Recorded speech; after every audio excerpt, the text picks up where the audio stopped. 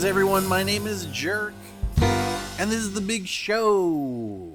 Thank you for joining us today for this very special episode of The Big Show. Why is it so special? Well, we're going to be saying sayonara.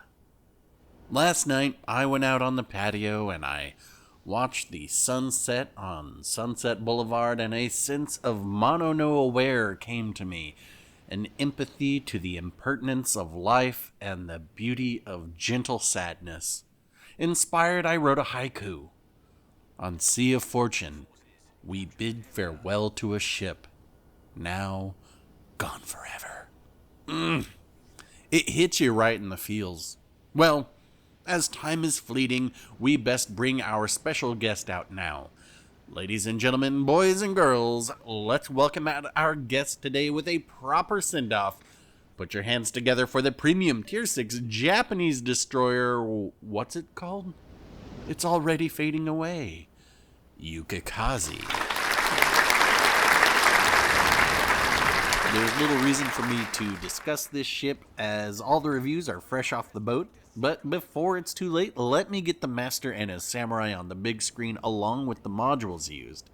In this particular game, I'm using Kampachi with Old Bay and Jersey Von Jovi, as I was trying to get footage that demonstrates why these low concealment, high alpha torp boats are so busted. But wouldn't you know, this becomes a match that would inspire Alanis Morissette, because for the majority of this match, you ought to know, I'll be using this as a gunboat. To start things off, we spawned on A cap, so I sailed into A, aware that I was located and I could reasonably expect torpedoes being sent in my general direction. As I skimmed the outskirts of A, I was using my detection ring to try and determine where the red destroyer would likely be. I used my engine boost to dodge the one that came pretty close to touching me in a place I don't like, and I went ahead and used smoke to break line of sight. And what do we have here? Another destroyer.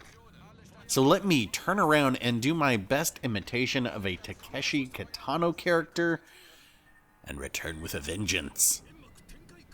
If you don't recognize the name Takeshi Kitano, I'll be willing to bet that you are at least familiar with something he inspired. Way back in the year 2000, he came out with a film called, when translated to English, Battle Royale. Sounding familiar now?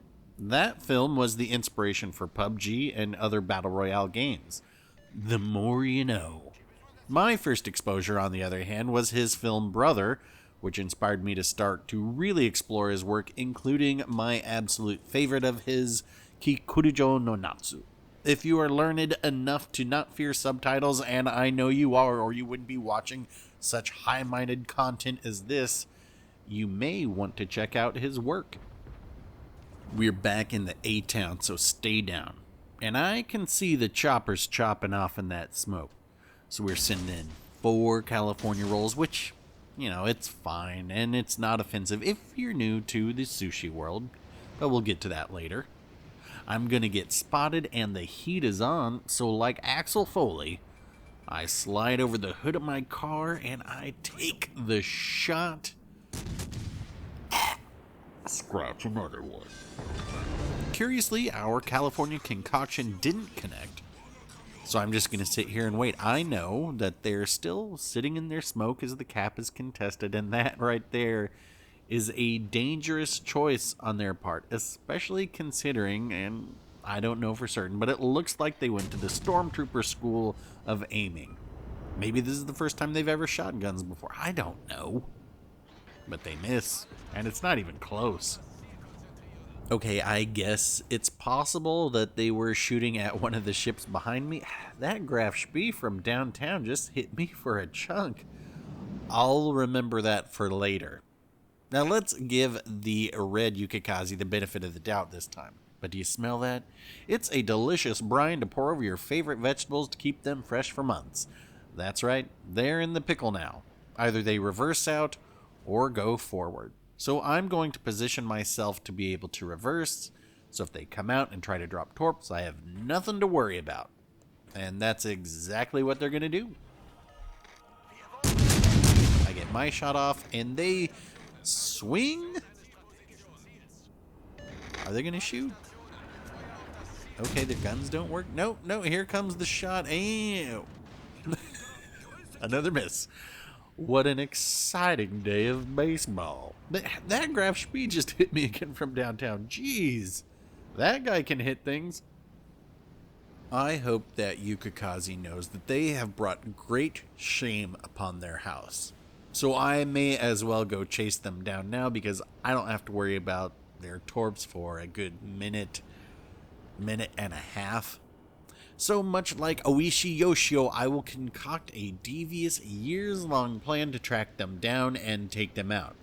First, I will leave my wife and children for their own safety, of course, but then I will proceed to appear like a drunk and spend all of my money on booze and prostitutes only to eventually come to their manor with my 46 brethren, find them cowering in the coal shed, and offer them my wakizashi to commit seppuku. But it is clear this Yukikaze does not have the courage, so we must behead them. Aye, cuisine!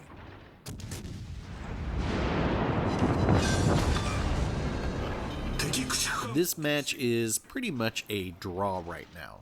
They've lost 2 destroyers, and we've lost 2 and a cruiser, but the minimap is spinning quite the yarn, as we are going to witness a red team once again blow it with greed. To my south is a Scharnhorst headed east to meet up with the remainder of our sea spawn, and our battleships on A are going to do the right thing and split up, with one heading northeast and the other going through the pass directly east, where they will, intentionally or not, be setting up a crossfire.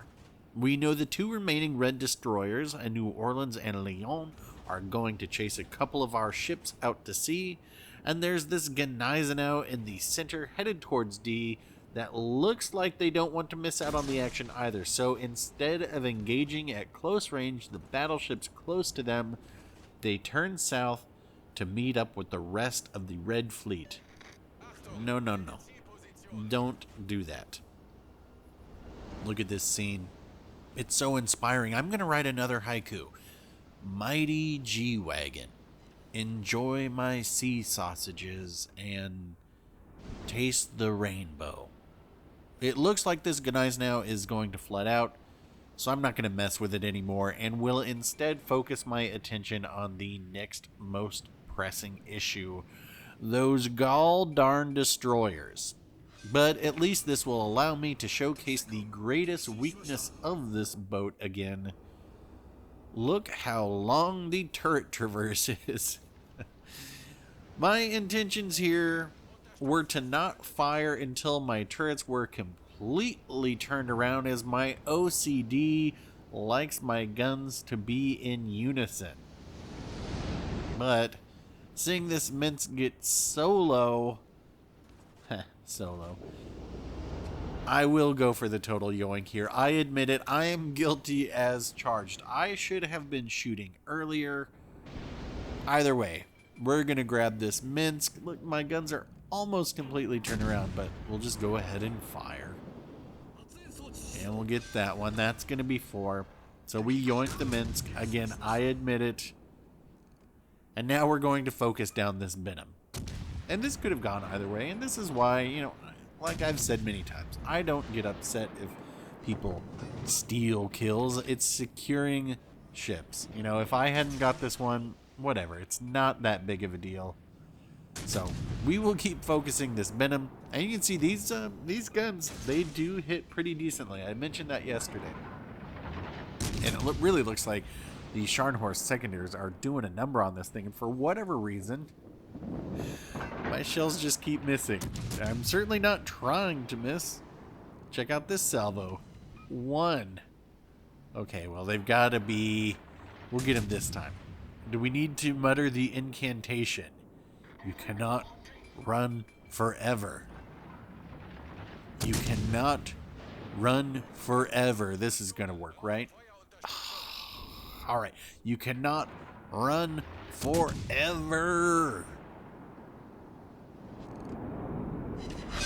There we go. Kraken 211 in the... What's this ship called? Oh, it's starting to fade. The Yukikaze, right. And with that, I didn't think about it until later. I actually sank every destroyer on the red team with this ship. So, who says you can't use the guns on here? I'm also going to point out me being a total noob here. I should be shooting that New Orleans right now.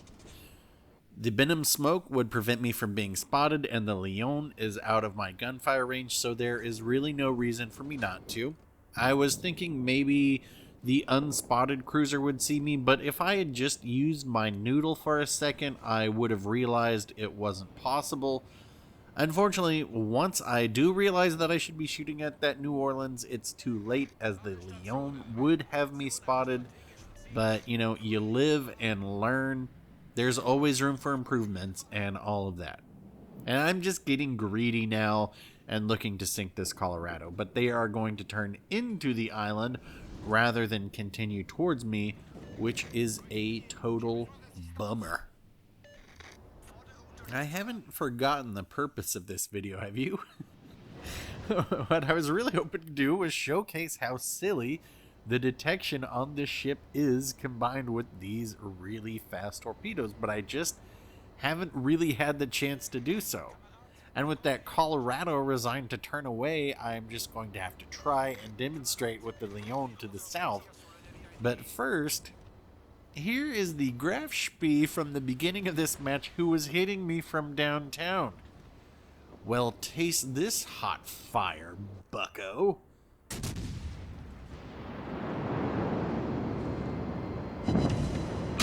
Actually does a pretty decent hit, and we'll get the last one off and yoink, a six-pack. So we've just got... There is a decent amount of yoinking in this. Unfortunately, I ran into that island right there. Those Leon shells may have hit me. The Leon is blind firing the rest of their salvo. Now, the in-game is upon us, and you might think that they would switch to HE, but they don't. Sometimes people just fear to try new things. Before I ever visited Los Angeles, I had never had sushi before. So my first time out here, my brother took me to a place, and I went with what I knew, which was teriyaki skewers and I think salmon nigiri, neither of which is what I should have done. But a year or so later, after I had moved out here, I went to another place and was willing to try something new. So I tried all the fish I didn't recognize, and it turns out those were the ones that gave me the sushi high. Aji, saba, kohada, red snapper, really any shiny fish, and I get along well. Speaking of fish, it's time to have a seat at the bar and let the chef serve up their special. Mine on this build are going 83 knots, so it looks like it takes about 30 seconds to traverse 7 kilometers, which means about 4¼ seconds per kilometer, which makes the detection time on these torpedoes around 7-ish seconds. And that means this ship can get approximately 18 seconds away from you. Does that sound fair? Or does it sound fishy? In this case, I would say it sounds like a Jackpot, not one that I am particularly impressed with or happy about, but one that I am happy to say will be the last time we ever see...